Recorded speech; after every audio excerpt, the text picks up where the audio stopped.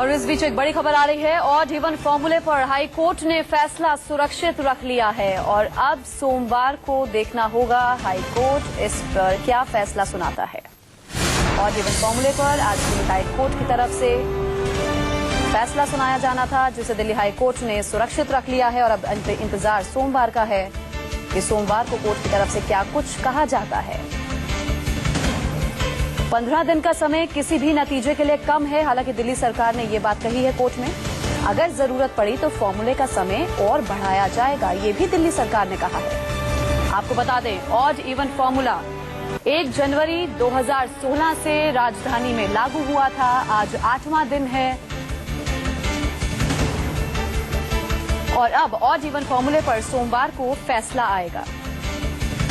दिल्ली सरकार की तरफ से ये कहा जा रहा है कि परिणाम जो है, नतीजा जो है, वो कहीं न कहीं फ्रूटफुल साबित हुआ इस नियम के लागू होने के बाद। दिल्ली सरकार तो ये दलील दे रही है, लेकिन अब इंतजार कोर्ट का है, क्योंकि कोर्ट ने अपनी आखिरी सुनवाई में तमाम सवाल उठाए थे। लोगों को जो असुविधा हो रही है उसको लेकर दिल्ली सरकार ने क्या सोचा है और दिल्ली सरकार पॉल्यूशन को लेकर पूरा ब्यौरा दे कोर्ट में, ये भी कोर्ट ने कहा था। दिल्ली सरकार की तरफ से ये कहा जा रहा है कि 15 दिन से ज्यादा लागू हम इस फॉर्मूले को और कर सकते हैं अगर हमें जरूरत लगती है तो। फिलहाल आपको हम बता दें, ऑड इवन फॉर्मूले पर हाई कोर्ट ने अपना फैसला सुरक्षित रख लिया है। अब इंतजार है सोमवार का कि सोमवार को कोर्ट की तरफ से क्या कुछ कहा जाता है। अब सोमवार को हाई कोर्ट का फैसला आएगा। हालांकि दिल्ली सरकार कह रही है कि ऑड इवन फॉर्मूले का जो है सकारात्मक असर देखने को मिला। ट्रैफिक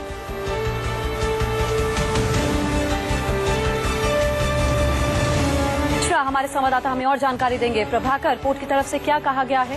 कहा जा रहा है कि फैसला फिलहाल हाई कोर्ट ने सुरक्षित रखा है। योजना देखिए, लंबी सुनवाई हुई। श्वेता कपूर सर क्या हुआ? तो आज हम श्वेता कपूर के केस के लिए पेश हुए थे।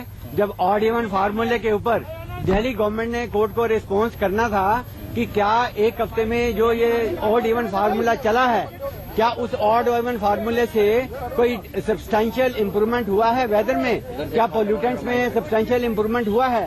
तो आज गवर्नमेंट की तरफ से सीनियर एडवोकेट पेश हुए थे, मिस्टर हरीश साल्वे। उन्होंने एक रिपोर्ट की फॉर्म में डॉक्यूमेंट कोर्ट के आगे पेश किया।